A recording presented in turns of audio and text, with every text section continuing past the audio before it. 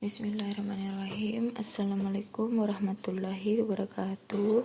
Perkenalkan, saya Dini Rosita dari kelas A dengan NIM H03-20509 dari Prodi Pendidikan Biologi Fakultas Keguruan dan Ilmu Pendidikan. Di sini saya akan menjelaskan tentang materi neuron dengan mekanisme potensial aksi. Nah, jadi potensial aksi adalah suatu peristiwa yang terjadi antara neuron dalam rangka untuk mengirim pesan dari otak ke bagian tubuh yang berbeda, baik untuk tindakan sadar atau tak sadar.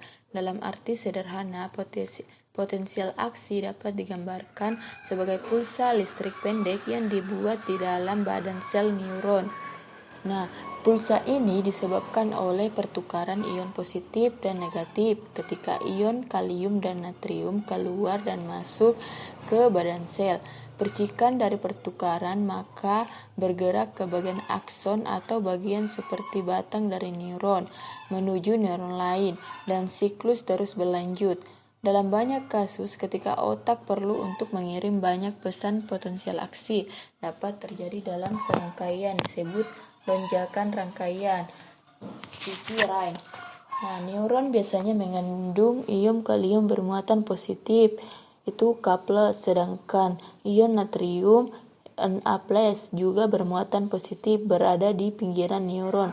Selama fase istirahat, neuron tidak aktif dan berisi potensial listrik milivolt mF.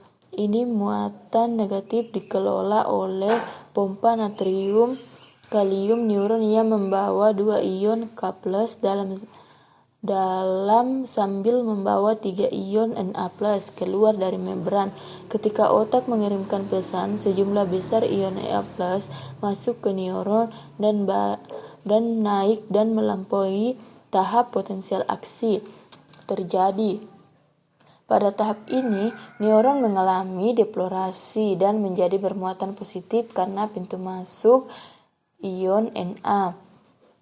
Nah, neuron mencapai tahap melampaui ketika muatan positif melebihi 0 mF.